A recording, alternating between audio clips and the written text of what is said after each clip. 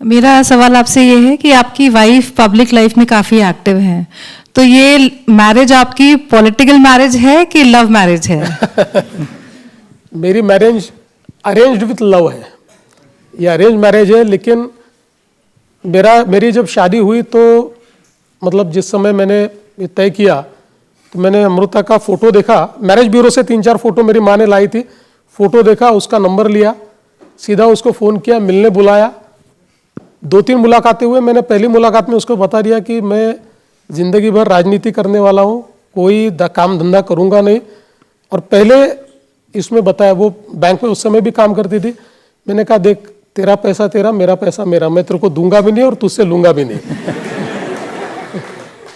तो अपने लाइफ कर, मैं अपनी लाइफ चलाऊँगा। तो दोनों का हमारा एग्रीमेंट हुआ 3-4 मुलाकातों में।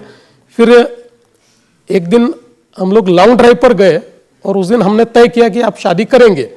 और फिर सीधा उसके घर गए, उसके माता पिता को मिले, फिर मेरे घर गए, मेरी माँ को मिले और हमने शादी कर ली।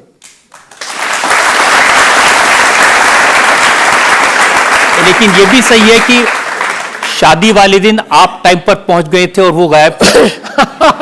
ये बिल्कुल सही है। मैं समय पर आया था और उसको आने को टाइम लगा। और ऐसा हुआ कि उसके पिताजी ने फोन करके बताया कि इसको और थोड़ा टाइम लग रहा है, तो आप बारातियों को नाचने लगाओ। तो बेचारे हमारे बाराती नाचते नाचते थक गए, तब जाकर वो पहुंची। लेकिन वो राजनीति में नहीं है, लेकिन राजनीति पर कमेंट जरूर करती रहती हैं। मैं देखा कि उद्धव ठाकरे से काफी उनकी तकरार चलती है। जब उद्धव मुख्यमंत्री थे तो उन्होंने एक ट्वीट किया जिस पर उन्होंने लिखा कि एक राजा कपटी था।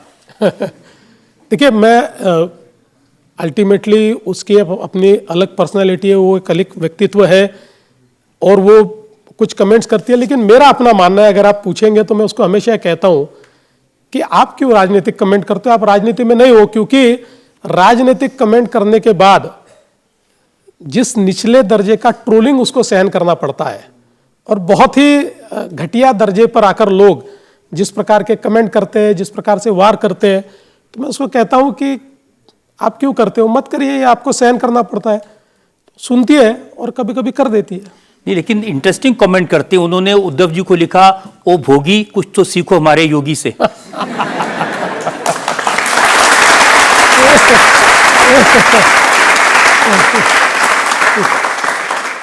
नहीं, वो इंटरेस्टिंग तो होते हैं, लेकिन वो मेरे लिए ट्रबलसम भी होते हैं। और कभी कभी वो वीडियो बनाती हैं, उस पर पॉलिटिकल कंट्रोवर्सी भी होती है। एक वीडियो था जिसमें आप भी थे, जिसमें पुलिस कमिश्नर थे, सिविक कमिश्नर थे, तो कहा कि ये मिसयूज कर रहे हैं पूरी पोजीशन का। नहीं, वो एक्चुअली एक रिवर एंथम तैयार किया था, नदी को बचाने के लिए एक बड़ी कैंपेन हुई थी और उसका रिवर एंथम तैयार हुआ था। और उसमें ट्रोलिंग इसलिए हुआ, वो सब लोग थे इसलिए ट्रोलिंग नहीं हुआ। उसमें जिसने वो रिवर एंथम तैयार किया था, तो उसमें मूल रूप से हम सारे लोग एक साथ मिलकर और वो गा रहे थे एंथम, और कुछ इशारे हाथ वाथ कर रहे थे। अब वो कैमरामैन को क्या लगा मुझे पता नहीं, उसको लगा मैं ही हीरो हूँ, इसलिए उसने वो मेरा सेपरेट वीडियो उसमें डाला। और वो इतना फनी वीडियो है, मतलब आप मत दिखाना किसी को, मैं भी देखना नहीं चाहता हूँ। वो इतना फनी वीडियो बना, उस पर इतने मीम्स बने, मैं तो मतलब हैरान हो गया, इतने मीम्स उसके ऊपर बने। तब मेरे ध्यान में आया कि अपना काम नहीं है, अपन शांति के साथ बैठना चाहिए। तो काफी ट्रोलिंग उस समय हुआ था, ये बात सही है। सर, आपकी वाइफ सिंगर है, वो आपके लिए क्या गाती हैं? देखिए, हमारा तो पहले से तय एक दूसरे के लिए कुछ करना नहीं है, तो इसलिए हम लोग खुश है। लेकिन सिंगिंग उसका पैशन है, बट वो अभी भी, शी इज़ अ बैंकर, अभी भी बैंक में काम करती है। लेकिन सिंगिंग बहुत उसका पैशन है, वो अभी भी गाती है। भले ही गाना न गाए तब भी रियाज करती है।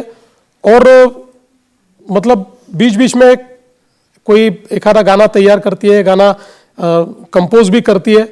तो मुझे लगता है कि वो पैशन है, इसलिए वो करती है उसको। कभी आप भी सुनाते हैं कुछ उनको? देखिए, आप भी शादीशुदा है। कोई अपनी वाइफ को सुना पाया है? आप डी रजत शर्मा होंगे और मैं देवेंद्र फडणवीस मुख्यमंत्री होऊंगा, तो भी घर में वाइफ की सुननी पड़ती है। अब ये इल्जाम मेरा नहीं है, राहुल गांधी का है। और राहुल गांधी ये कह रहे हैं कि 2024 में महाराष्ट्र में चुनाव हुए ही नहीं। वो कह रहे हैं कि आपने पूरा चुनाव हाईजैक कर लिया, वोट चोरी करके आप मुख्यमंत्री बने। देखिए, मैंने राहुल जी को इसके ऊपर जवाब दिया है, ताउम्र गालिब मैं यही भूल करता रहा, धूल चेहरे पर थी और आईना साफ करता रहा।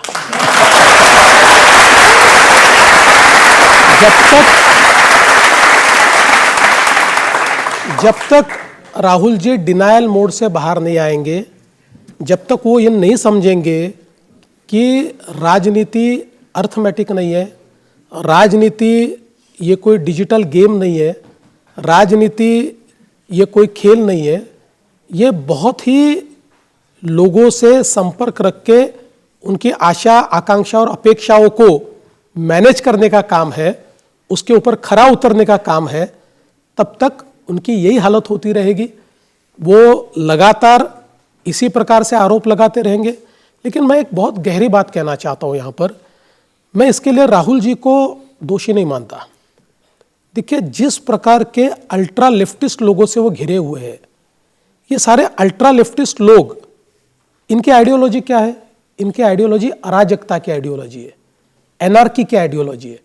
ये सारे लोग हाथ में तो संविधान लेते हैं, लेकिन लगातार भारत के संविधान ने तैयार की हुई जो संस्थाएं हैं, उन संस्थाओं को किस प्रकार से अपमानित करे, उन संस्थाओं के ऊपर से लोगों का विश्वास कैसे उठाए, भारत के लोकतंत्र में लोगों का विश्वास कैसे कम हो, ये लगातार प्रयास करते हैं। और ऐसे लोगों के माउथपीस अगर आज कोई होंगे तो वो राहुल गांधी है, इसलिए इस प्रकार की बात करते हैं।